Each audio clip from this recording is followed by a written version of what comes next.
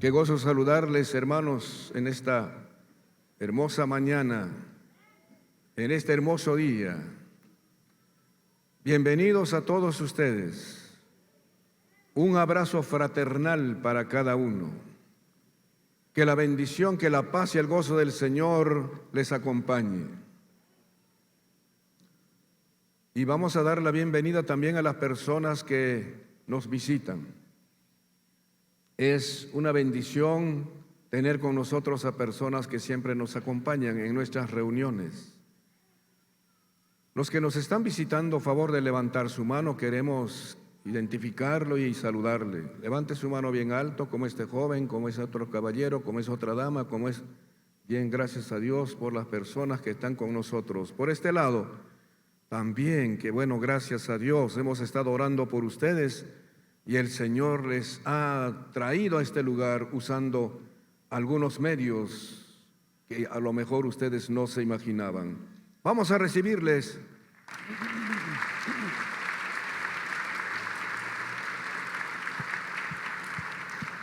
Eso es, estamos festejando su victoria al llegar a este lugar.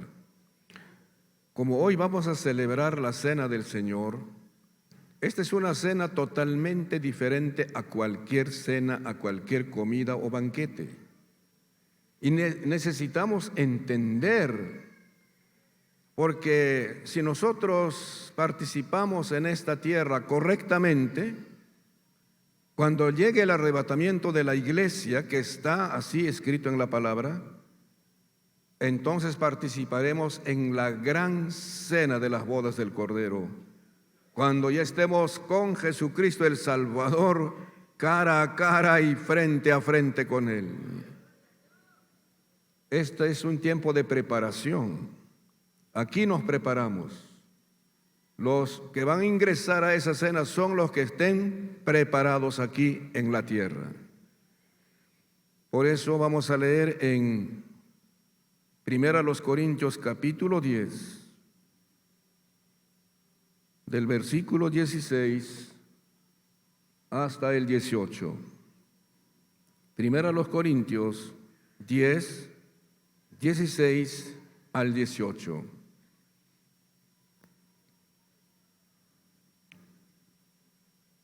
Si pueden ayudarse con leer en la pantalla también, está a vuestra disposición.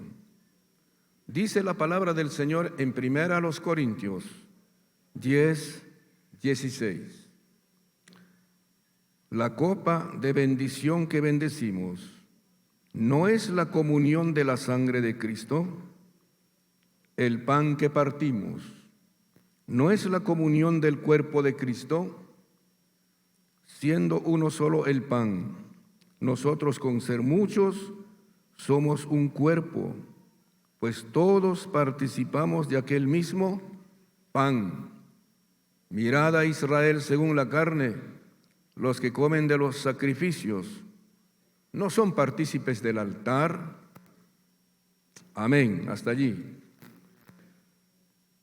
En el versículo 6 encontramos esta palabra comunión, comunión de la sangre de Cristo. Y esto se ve en la Santa Cena, comunión del cuerpo de Cristo, simbolizado por el pan. Pero muy pocos entendemos lo que significa comunión. Uno apela al diccionario, va a encontrar una definición de acuerdo a las raíces del término, pero en sentido secular, en sentido general. Pero no va a entender en el sentido bíblico, en el sentido doctrinal o en el sentido teológico. No va a entender solo buscando una definición en el diccionario, aun cuando sea de la Real Academia Española. Para entender lo que es la comunión, tenemos que entonces apelar a la Biblia. Entonces vamos a comenzar. Y nuestro tema para hoy es la comunión y la mesa del Señor. ¿Están atentos todos? La comunión y la mesa del Señor. La Santa Cena es la comunión con Dios de todos los que participamos y también comunión entre los participantes. Hay 3 términos griegos, porque el Nuevo Testamento fue escrito en griego, que definen lo que significa comunión. El primer término es koinonos. Esta palabra koinonos significa compañero. Digan compañero. El segundo término es koinonein. Y esta palabra koinonein significa compartir. Digan compartir, lo que uno comparte. Y el tercer término es koinonía. Quiere decir que los que participan, los que son compañeros, entonces tienen un solo pensamiento, tienen una sola idea, un solo sentimiento y un solo propósito. Eso es lo que significa koinonía o comunión. Estos términos expresan la participación unida de 2 o más personas en un acto, en una ceremonia como esta, por ejemplo, de la Santa Cena, o los que se unen para desarrollar un plan o un proyecto. El otro sentido de estas palabras es una asociación o mutualidad de espíritu. Esa palabra mutualidad de espíritu significa el mismo ánimo, lo que en el libro de los Hechos se define como unanimidad, el mismo amor, el mismo sentir, pero en este caso el sentir de Cristo está en nosotros cuando tenemos relación con Él. Designan también la relación existente entre cristianos. Estos términos definen la relación existente entre cristianos, pero regenerados por el poder del Espíritu Santo y que son miembros de la familia de Dios. Esta mañana, todos los que son regenerados, es decir, nacidos de nuevo, lavados con la sangre de Jesús, de todos sus pecados, llegan a ser miembros de la familia de Dios. Amén. ¿Cuántos miembros de la familia de Dios están aquí? Levante su mano y diga: gloria a Dios, yo soy miembro de la familia de Dios. La comunión tiene como prerequisito una semejanza de la naturaleza que trasciende las diferencias externas y temporales. La verdadera comunión puede existir únicamente entre creyentes verdaderos. Voy a repetir, la verdadera comunión puede existir únicamente entre creyentes verdaderos, porque también hay creyentes falsos, creyentes clonados, creyentes que se parecen creyentes. Entonces, no puede haber comunión si hay creyentes falsos. No pueden tener comunión con los verdaderos creyentes.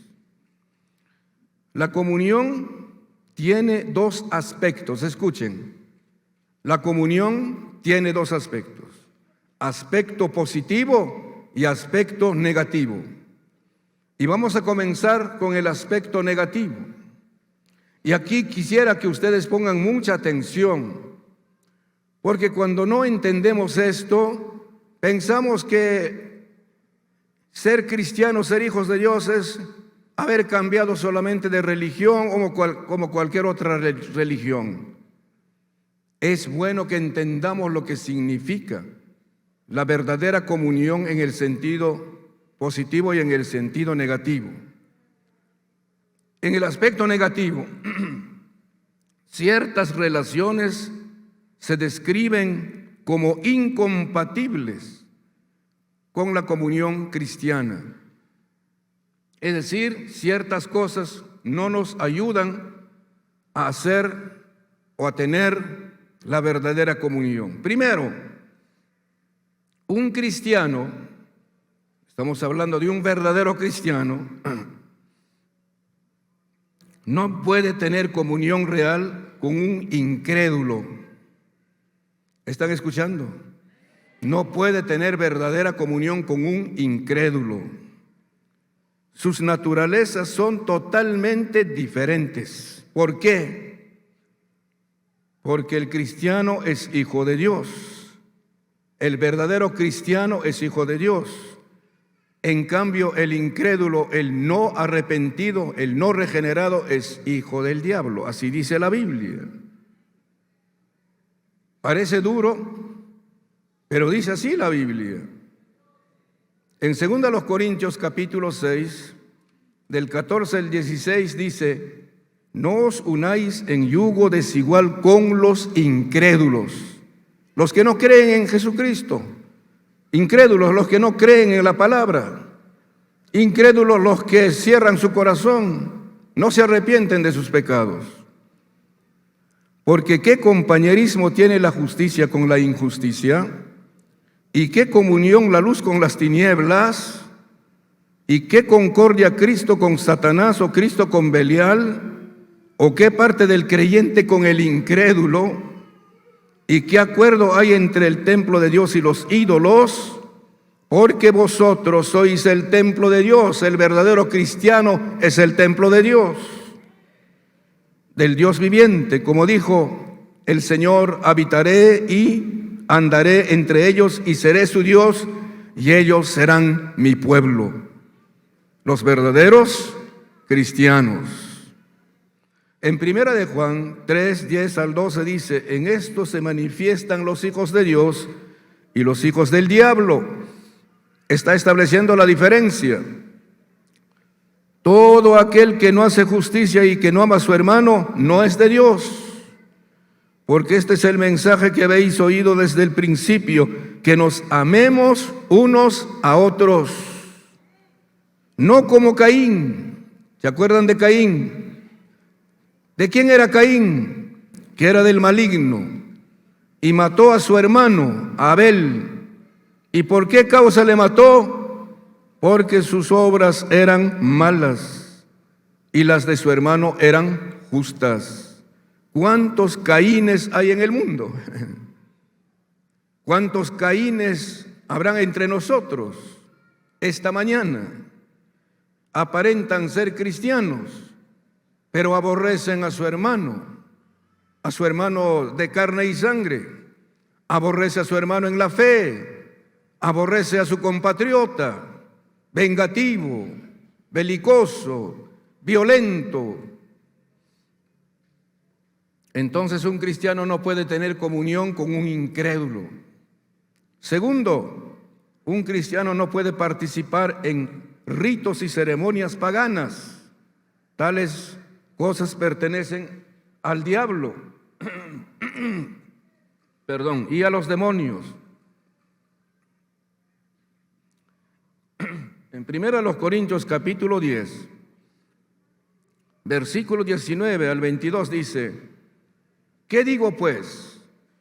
¿Que el ídolo es algo o que sea algo lo que se sacrifica a los ídolos? Antes bien, digo, que los gentiles sacrifican a los demonios, los sacrifican. Que los gentiles sacrifican a los demonios, los sacrifican y no a Dios.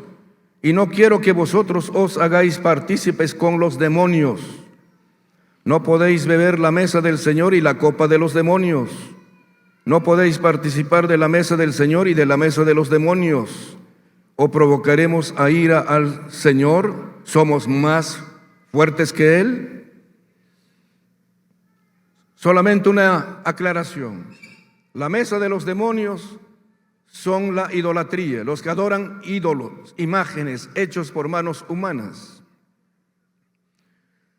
Los que están en las procesiones, los que están en los rezos, los que están en las fiestas paganas, fiestas idolátricas, en nombre de un ídolo.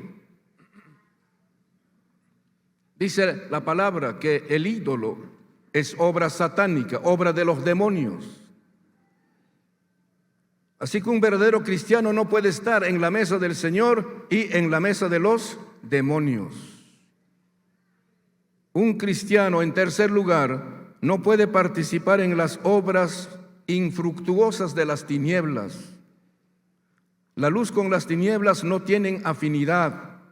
El creyente es hijo de luz y el incrédulo habita en las tinieblas. Efesios 5:11. Y no participéis en las obras infructuosas de las tinieblas, sino más bien reprendedlas.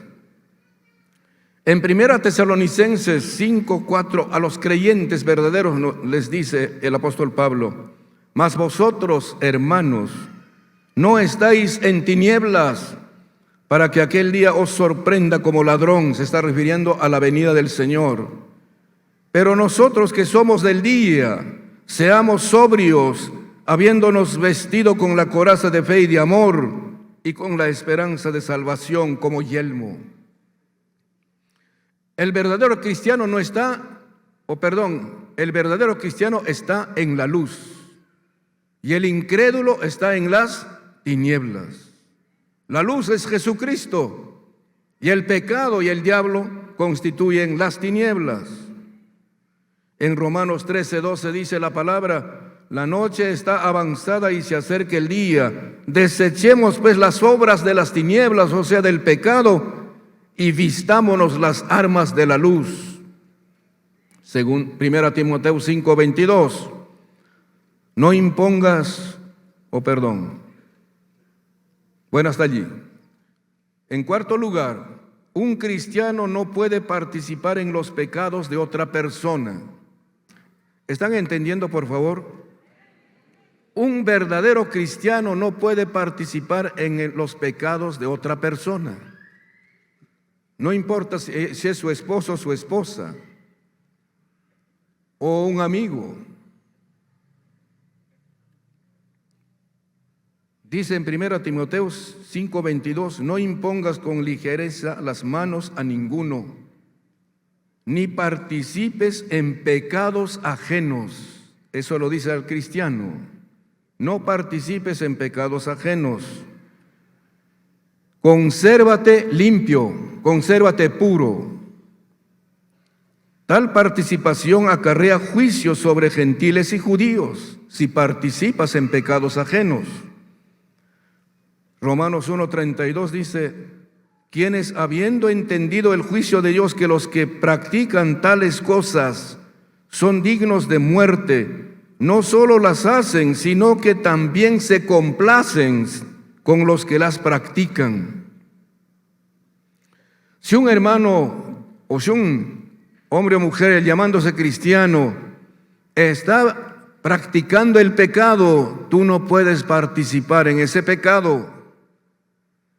¿Sabe qué significa eso? Es complicarse, ser cómplices. ¿Me están escuchando? El pecado hay que denunciar. Digan conmigo, el pecado hay que denunciar. Los medios noticiosos dicen que un abuelo embarazó a una nieta y toda la familia se pone de acuerdo para no denunciar. Eso se llama participar en pecado ajeno, se llama complicidad, y el cristiano no puede participar en pecados ajenos, no puede ser cómplice, no puede ocultar pecados, tiene que decir que esto está mal, esto tiene que ser juzgado y tiene que ser castigado si no se arrepiente. ¿Están entendiendo?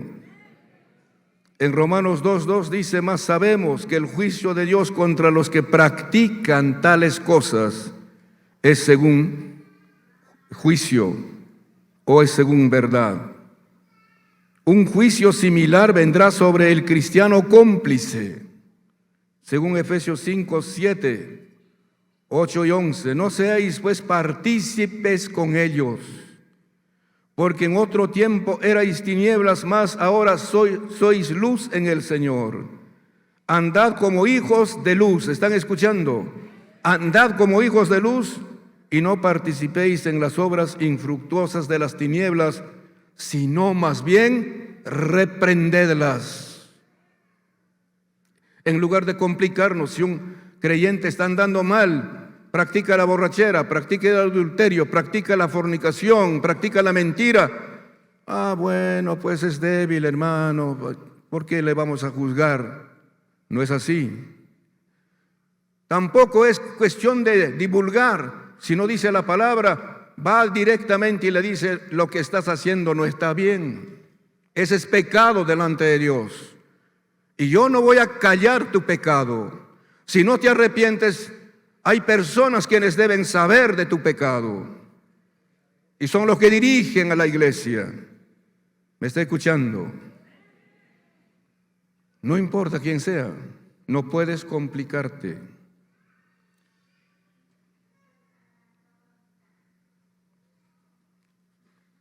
En quinto lugar, un cristiano no puede tener comunión con Dios mientras anda en tinieblas, o sea, mientras anda en el pecado, o tolera algún pecado en su vida. En 1 de Juan 1, 5 al 7 dice: este es el mensaje que hemos oído de Él, y os anunciamos: Dios es luz, y no hay ningunas tinieblas en Él. Si decimos que tenemos comunión con Él y andamos en tinieblas, mentimos y no practicamos la verdad. Pero si andamos en luz como Él está en luz, tenemos comunión unos con otros, y la sangre de Jesucristo, su Hijo, nos limpia de todo pecado. Amén. Las tinieblas se consideran aborrecibles para un verdadero cristiano, es decir, vivir en pecado, andar en pecado. En 1 de Juan 2, 9 al 11 dice: el que dice que está en la luz y aborrece a su hermano, todavía está en tinieblas. ¿Cómo puede decir soy cristiano, soy hijo de Dios, y aborrecer a su hermano? Aborrecer a su propia familia, aborrecer a sus hermanos en la fe, la familia espiritual. Y la palabra aborrecer es hacer daño, es hacerle mal. Un chisme, una murmuración, difamación, hablando mal de su propio hermano o de su propia hermana, hablando mal de su esposo o de su esposa, en vez de decirle directamente: ¿por qué haces esto?, si conoce que está mal. Un cristiano no puede tener comunión con una persona que camina en sentido contrario a las enseñanzas de Cristo. En 2 de Juan, del 9 al 11, dice la palabra: cualquiera que se extravía y no persevera en la doctrina de Cristo no tiene a Dios. El que persevera en la doctrina de Cristo, ese sí tiene al Padre y al Hijo.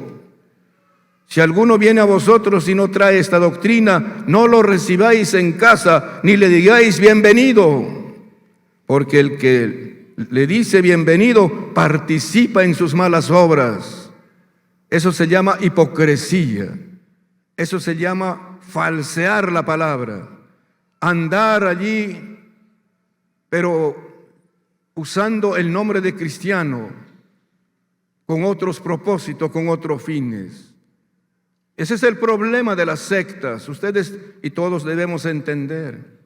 Ese es el problema de los testigos, que andan bien vestiditos con sus maletines y con sus libros, pero están llevando una falsa doctrina, no la doctrina de Jesucristo. Igual ocurre con los mormones. Cuando a un mormón se le pregunta: yo he creído en Jesucristo, ¿es suficiente?, va a decir: no, tienes que creer en Jesucristo y en José Smith o en el ángel Moroni. ¿Qué dice la Biblia? Jesucristo es el único camino, Jesucristo es la única verdad, Jesucristo es la única vida, Jesucristo es el único Salvador.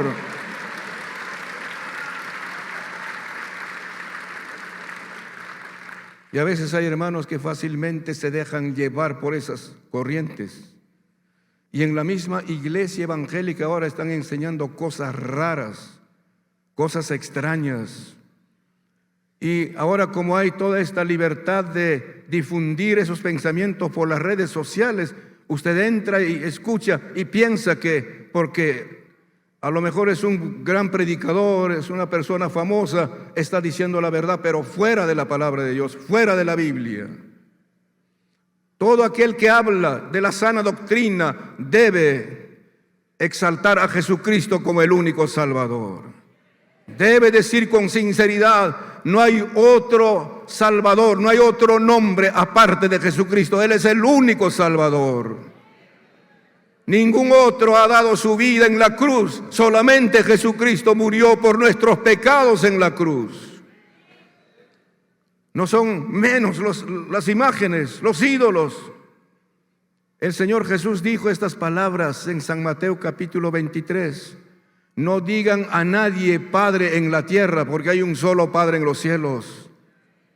Pero si alguien se presenta vestido de sacerdote o de religioso, la gente dice: Padre, Padre. No es la doctrina de Jesucristo. El único Padre que tenemos está en los cielos. Y a Él llegamos a través de Jesucristo.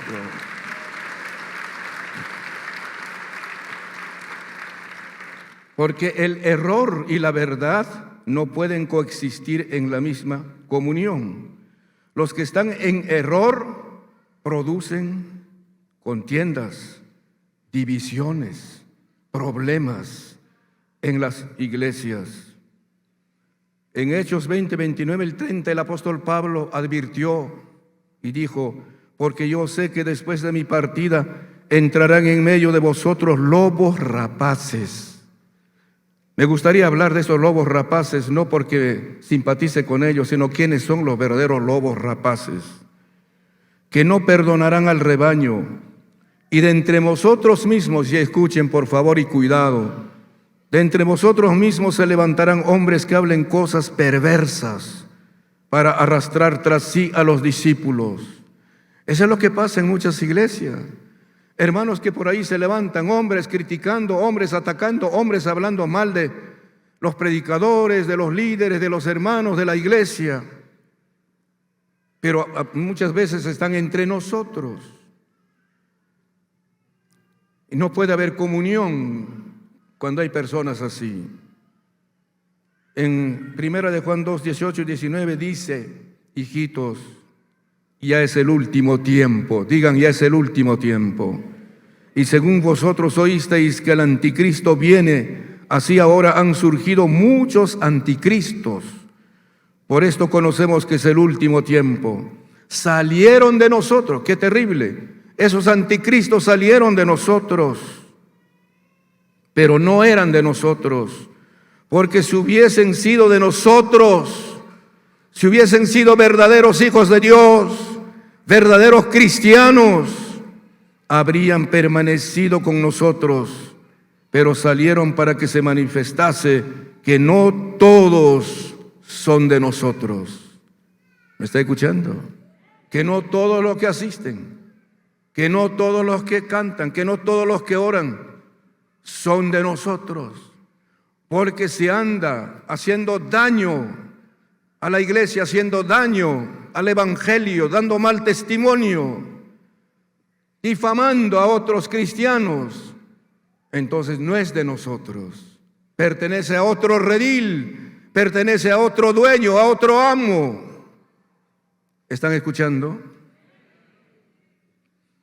Con esas personas, dice, no podemos tener comunión. Estos son los aspectos negativos. Ahora veamos los aspectos positivos. ¿Con quiénes debemos tener comunión?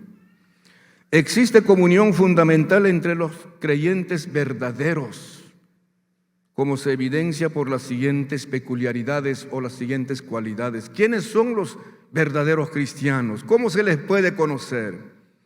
Primero, los cristianos verdaderos participan de la naturaleza divina. La vida de Dios está en ellos. Segunda de Pedro 1:4 dice: por medio de los cuales nos ha dado preciosas y grandísimas promesas para que por ellas llegaseis a ser participantes de la naturaleza divina, habiendo huido de la corrupción que hay en el mundo a causa de la concupiscencia. En ustedes está ahora la naturaleza divina, los genes divinos, la vida de Dios mismo está en ustedes, los verdaderos creyentes. La simiente divina plantada en ellos en el nuevo nacimiento les hace nuevas criaturas. Amén. Por eso las personas que vienen después de recibir la palabra y aquí se arrepienten y confiesan sus pecados, el Señor perdona todos sus pecados y con su sangre preciosa les limpia de todo pecado y de toda maldad. Ahora, a partir de ese momento, son nuevas criaturas en el Señor. Por eso dice, porque todo aquel que es nacido de Dios vence al mundo. Entonces, todo aquel que es nacido de Dios no practica el pecado. Digan conmigo, todo aquel que es nacido de Dios no practica el pecado. Practicar es hacerlo constantemente. Si puede caer en alguna debilidad y se arrepiente y nunca más lo vuelve a hacer, entonces se ha arrepentido de corazón. Pero si el domingo se arrepiente y de lunes a sábado peca, está practicando el pecado. Y no puede haber comunión con los que practican el pecado. Así que todo aquel que es nacido de Dios no practica el pecado, porque la simiente de Dios permanece en él y no puede pecar porque es nacido de Dios. Los cristianos verdaderos participan de Cristo. Hebreos 3:14 dice, porque somos hechos participantes de Cristo, con tal que retengamos firme hasta el fin nuestra confianza del principio. ¿Cómo es que participamos de Cristo? Primero, porque hemos aceptado a Cristo como nuestro Salvador, hemos creído en Él. Segundo, porque amamos a Cristo con todo el corazón. ¿Cuántos de ustedes aman a Cristo de todo el corazón? Tercero, porque servimos a Cristo. Hablamos de Cristo, testificamos de Cristo, no nos avergonzamos de Él. Entonces participamos de Cristo. Pero también en la Santa Cena, cuando comemos el pan y tomamos la copa, en memoria de Él participamos de Cristo. El nuevo hombre es creado en Cristo Jesús, dice Efesios 4:24, y vestidos de nuevo hombre creado según Dios en la justicia y santidad de la verdad. En tercer lugar, los cristianos participan del Espíritu Santo. Digan los cristianos, participan del Espíritu Santo. En Hebreos 6:4 dice, porque es imposible que los que una vez fueron iluminados y gustaron del don celestial y fueron hechos partícipes del Espíritu Santo y después caen, sean restaurados para la salvación. Ahora, ¿cómo participamos del Espíritu Santo? Desde el momento que una persona se arrepiente y se entrega al Señor, viene el Espíritu Santo a morar en esa persona. Y el Espíritu Santo comienza a manifestar a Jesucristo en nuestras vidas, a acercarnos a Jesucristo, a revelarnos lo que es Jesucristo. El Espíritu Santo nos hace alabar y adorar al Señor. El Espíritu Santo pone su amor en nosotros. Pero basta con que el Espíritu Santo habite en nosotros. Hay 3 espíritus en el mundo que están en constante conflicto. Es el Espíritu de Dios, el espíritu satánico y el espíritu del hombre. ¿Me está escuchando? Claro que no vamos a desligarnos nunca del espíritu nuestro, del espíritu del hombre. El problema es que el hombre pecador, como no tiene el Espíritu Santo, entonces se deja llevar por su propio espíritu, que es egoísta, que es orgulloso, que es torpe, que es vicioso, está muerto espiritualmente. Pero el que tiene el Espíritu Santo, entonces toma contacto con nuestro espíritu y vivimos en libertad, vivimos en amor, vivimos en paz con Dios y con los demás. ¿Qué espíritu tiene usted? ¿Es el espíritu de Dios o el espíritu satánico? ¿O solamente su propio espíritu?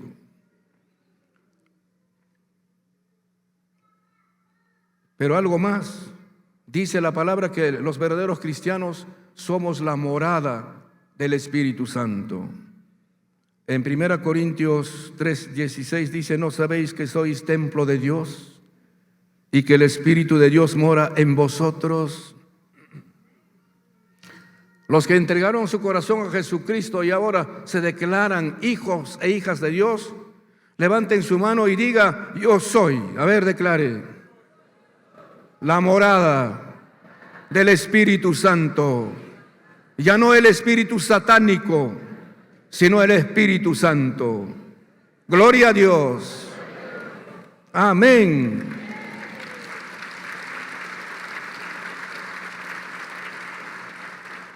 Dicen 1 Corintios 6:19: ¿o ignoráis que vuestro cuerpo es templo del Espíritu Santo, el cual está en vosotros, el cual tenéis de Dios, y que no sois vuestros?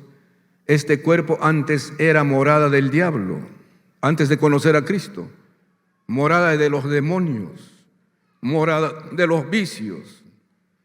Y cómo nos agradaba tomar, fumar, consumir drogas, estar en cosas indignas. Maltratábamos, dañábamos el cuerpo nuestro. Pero desde que entregamos nuestra vida al Señor Jesús con un sincero arrepentimiento, nuestro cuerpo también es la morada del Espíritu Santo.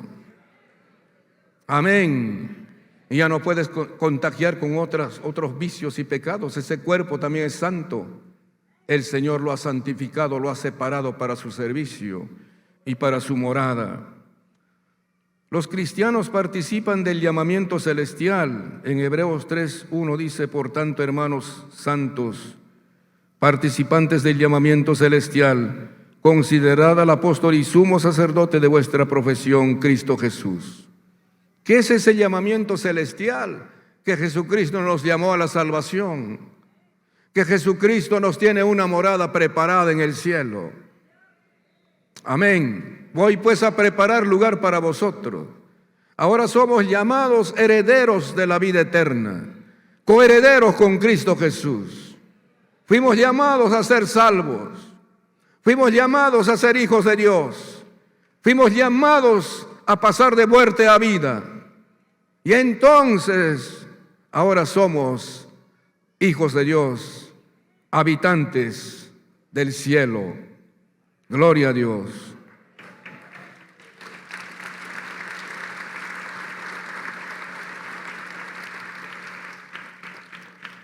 En algún momento les dije que el cristiano tiene doble ciudadanía. Todo buen cristiano tiene doble ciudadanía. Ciudadanía terrenal, en este caso ciudadano peruano, pero especialmente ciudadano del cielo. Amén. ¿Cuántos de ustedes se creen ciudadanos del cielo? Dice en Filipenses 3:20: mas nuestra ciudadanía está en los cielos, de donde también esperamos al Salvador, el Señor Jesucristo. Amén.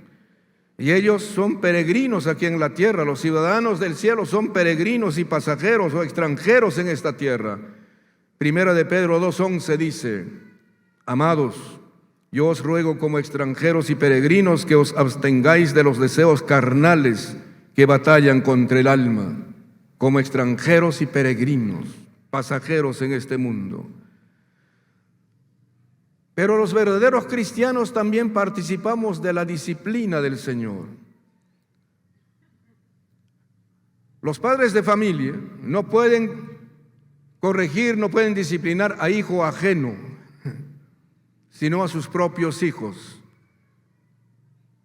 ¿Pero por qué disciplinan y corrigen a sus hijos porque no quieren que se desvíe, no quieren que se pierda, no quieren que se destruya en el pecado, en la inmoralidad. Entonces corrigen. Todo hijo de Dios muchas veces tiene que ser corregido. Dice en Hebreos 2, 7 y 8, si soportáis la disciplina, Dios os trata como hijos. Amén. Porque ¿qué hijo es aquel a quien el Padre no disciplina? Pero si se os deja sin disciplina, la cual todos han sido participantes, entonces sois bastardos y no hijos. Dos clases de hijos, bastardos y no hijos. ¿Quiénes son los bastardos? Antes decían los hijos en la calle, en otra mujer, no en la esposa. Algunas décadas atrás se veía la diferencia, se establecía la diferencia aún en los registros civiles. Y se decía hijos ilegítimos e hijos legítimos. ¿Quiénes eran los hijos ilegítimos? Los que el hombre tenía en otra mujer que no era su esposa, ilegítimo. ¿Y quiénes eran los hijos legítimos? Los hijos que nacían de la esposa, casados, hombre y mujer, y hijos legítimos. Dios no tiene hijos ilegítimos. Dios solo tiene hijos legítimos. Amén. Por eso cuando hay alguna actitud incorrecta, el Señor nos va a disciplinar. Y mejor es que nos discipline para que no nos perdamos. ¿Cuántos de ustedes han sido ya disciplinados por el Señor? Me doy cuenta que muchos no han sido disciplinados por el Señor. Vamos a orar en esta mañana. Señor, de repente por eso está andando mal, porque falta disciplina. Como dicen los hermanos de Ayacucho, falta el chamberín, falta el chicote, pero que venga del cielo. Amén. Gloria a Dios. A todos los hijos de Dios se les aplica algo de la disciplina de Dios. Yo he sido disciplinado muchas veces. Y después tuve que decir gracias, Señor, por tu disciplina. Cuando recién me entregué al Señor, cuando los hermanos hablaban de las pruebas, de las luchas, de tentaciones, desalientos, yo decía, no, seguramente están en pecado, por eso pasan por todas esas cosas. Yo no quiero pasar por eso me he entregado al Señor. Pero un día llegó a mis manos un folleto. Decía, hijo o extraño, algo así. Los hijos de Dios tienen que pasar por pruebas, por tribulaciones, por aflicciones, persecuciones, rechazos. Y los que están pasando por las pruebas están más cerca a Dios, decía. Y los que no pasan por esas pruebas están lejos de Dios porque no se identifican plenamente con Jesucristo. Y entonces me sorprendí y dije, ¿quiere decir que no soy un verdadero hijo de Dios? Y un día tuve que decirle, Señor, entonces mándame pruebas, por favor. Mándame disciplina, porque yo quiero ser tu verdadero hijo y quiero conocerte mucho mejor. Gracias a Dios por las pruebas. Diga, gracias a Dios por las pruebas. Gracias a Dios por las disciplinas. Necesito ser disciplinado para entrar al cielo y participar de las bodas del Cordero. Los verdaderos cristianos van a gozar de la gloria futura por dos motivos. Primero, por la resurrección de los muertos. Ellos resucitarán cuando Jesucristo venga. Dice la palabra, se tocará la trompeta y los muertos en Cristo resucitarán primero. Y verán la gloria de Dios en su cuerpo, que van a resucitar, ya no con un cuerpo enfermo o mutilado, desgastado, sino con un cuerpo glorioso, igual al cuerpo de Jesucristo que resucitó. ¡Oh, gloria a Dios! Los verdaderos cristianos verán esa gloria en su propio cuerpo. Y segundo, verán la gloria de Dios cuando Jesucristo se manifieste en persona, rodeado de luz resplandeciente, para llevar a su iglesia, a sus hijos, a su presencia, a la heredad celestial, a las bodas del Cordero. Amén. Ellos compartirán la gloria de la resurrección y la gloria de la segunda venida de Cristo. Por eso la palabra del Señor dice, y Jesús mismo oró así: los cristianos no son del mundo, aunque están en el mundo. Por esta razón, porque no son del mundo, no aman las cosas del mundo, es decir, del pecado. Primera de Juan 2:15 dice: no améis al mundo ni las cosas que están en el mundo. Si alguno ama el mundo, el amor del Padre no está en él. Si ama el pecado, si ama los vicios, diciéndose cristiano, está amando el mundo. Un poco de borrachera, un poco de escapada por allí, pecados sexuales, aparentemente en secreto, mentiras, estafas, siendo cristiano, entonces está amando al mundo.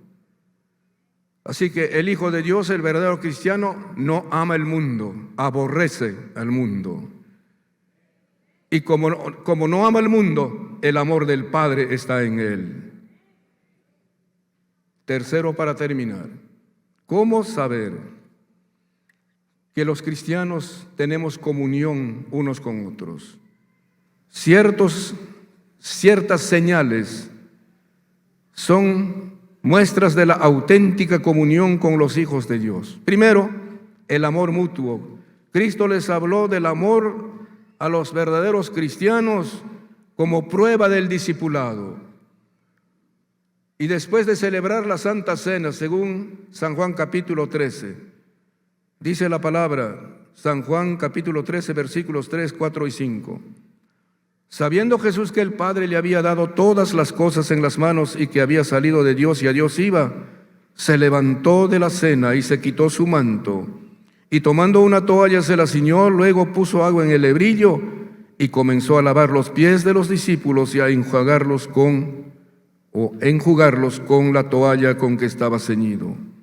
Entonces más tarde les dijo: este es mi mandamiento, que os améis unos a otros, así como yo os he amado. Y por esto el mundo, los inconversos, sabrán que el Padre me envió, si ustedes se aman unos a otros. Esa será la verdadera muestra de que son mis discípulos. Los verdaderos seguidores de Cristo se aman unos a otros. Amén. Y parte del amor es la corrección. Si tú no amas, lo dejas descarrilarse, no importa que se pierda el hermano o la hermana. Pero si tú amas, sientes esa compasión: este hermano está andando mal, voy a conversar con él, voy a aconsejarle bíblicamente que se aparte de esas cosas, porque tú amas al hermano y lo corriges. Parte del amor de Dios es la corrección. Amén. En contraste con la división que había en la iglesia de Corinto, Pablo escribió su himno de amor del capítulo 13, primero a los Corintios. Mire, qué hermosas cualidades del amor descritos allí. La palabra nos dice: los verdaderos cristianos se ayudan a llevar las cargas los unos a los otros. Eso está en Romanos 15, 1 al 3. Dice: así que los que somos fuertes debemos soportar las flaquezas de los débiles y no agradarnos a nosotros mismos. Cada uno de nosotros agrade a su prójimo en lo que es bueno para edificación, porque ni aun Cristo se agradó a sí mismo. Antes bien, como está escrito: los vituperios de los que te vituperaban cayeron sobre mí. Nos ayudamos a llevar las cargas los unos a los otros. Aflicciones, enfermedades, momentos difíciles, nos ayudamos a llevar las cargas. Los verdaderos cristianos promueven y mantienen la unidad en la iglesia. No causan divisiones, conflictos, peleas, sino la unidad en la iglesia. En honor al deseo y a la oración de Jesucristo en el huerto de Getsemaní, porque Él oró para que sus discípulos, sus seguidores, estuviesen bien unidos y que sean perfectos en la unidad.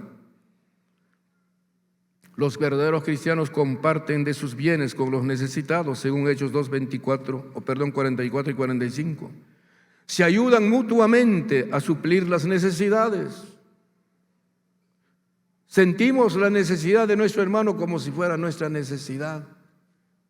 Por eso es que ofrendamos y por eso es que diezmamos.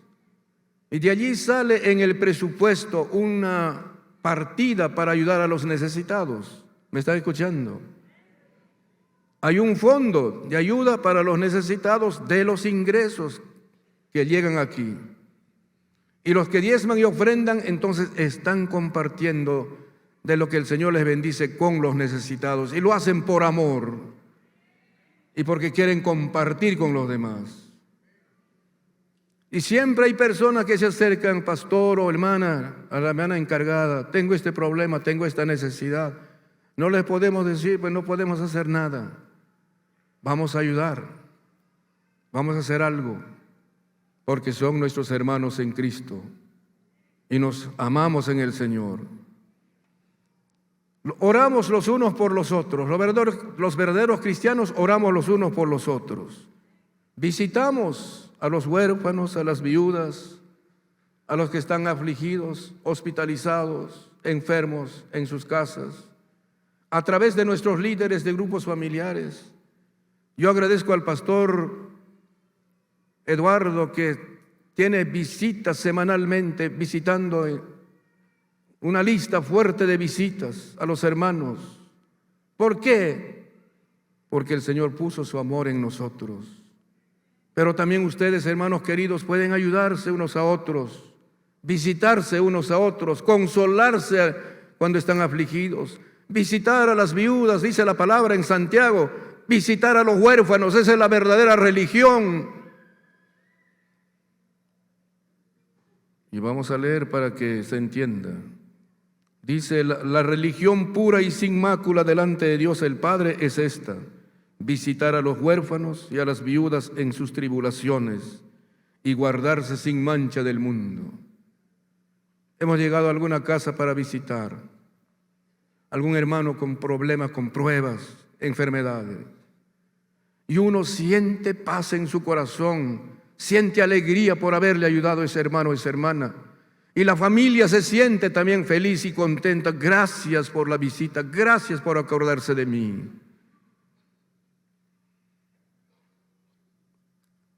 Y también los verdaderos cristianos nos servimos mutuamente por amor. Por ejemplo, cuando dice en Gálatas 5:13, porque vosotros, hermanos, a libertad fuisteis llamados, solamente que no uséis la libertad como ocasión para la carne, sino servíos por amor los unos a los otros. En Romanos 12:13 dice, compartiendo para las necesidades de los santos, practicando la hospitalidad. Una de las razones por qué el Señor ha bendecido mucho a la iglesia, a la hermosa, les voy a decir, ¿están escuchando? Y va a seguir bendiciendo el Señor a la iglesia, la hermosa. Porque cuando hacíamos los congresos de intercesión y avivamiento, muchos hermanos alojaron a hermanos que venían de provincias.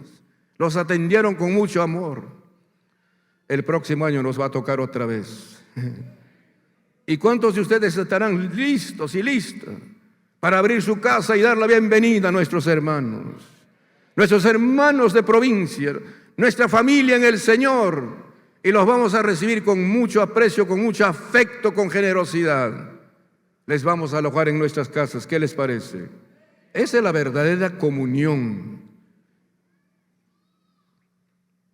Dice en Hebreos 13, 1 y 2, permanezca el amor fraternal, no os olvidéis de la hospitalidad, porque por ella algunos sin saberlo hospedaron aún a los ángeles. Eso fue Abraham y Lot que hospedaron a los ángeles. Nos reunimos regularmente en la casa de Dios para fortalecer la comunión mediante la alabanza y la adoración a Dios y la recepción de su palabra como esta mañana. Y somos celosos y solícitos en guardar la unidad y la paz mediante el perdón cuando el caso lo requiera. Aprendemos, sabemos perdonarnos el uno al otro. Si alguien se ha sentido mal por alguna mala actitud, nos duele en el corazón haberle fallado a ese hermano, haberle ofendido a esa hermana. Y no podemos orar con esa carga en nuestro corazón.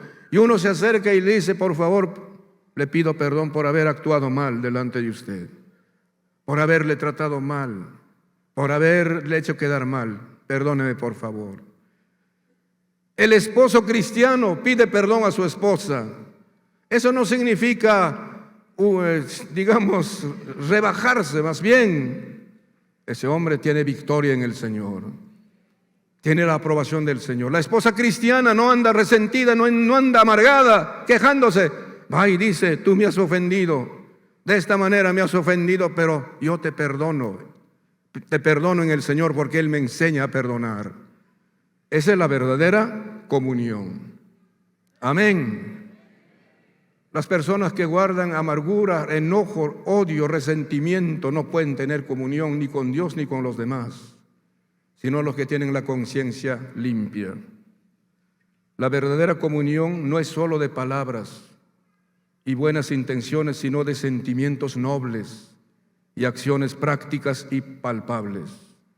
El nuevo nacimiento, morir al pecado, renunciar al yo, al orgullo, son requisitos básicos para promover y vivir en comunión con los demás. Los orgullosos, los soberbios, no pueden tener comunión con nadie, ni con Dios ni con los demás. Vivir en santidad, cultivar el fruto del Espíritu y andar en el temor de Dios son condiciones indispensables para vivir en verdadera comunión con Dios y con los demás. Participar con sinceridad, habiendo examinado su corazón y su conciencia en la cena del Señor, es una expresión práctica de nuestra comunión con Dios y con nuestros hermanos. Hoy hemos sido invitados a la mesa del Señor. Qué gran honor para nosotros que Jesucristo nos invite a su mesa para participar de la cena. No seríamos capaces de preferir el pecado, de preferir el orgullo, de preferir la amargura, el resentimiento, sino hasta podemos postrarnos delante de Dios y decirle: Señor, perdóname, no quiero desmerecer, no quiero menospreciar tu cena, quiero participar de tu cena y estar en comunión contigo y con los demás.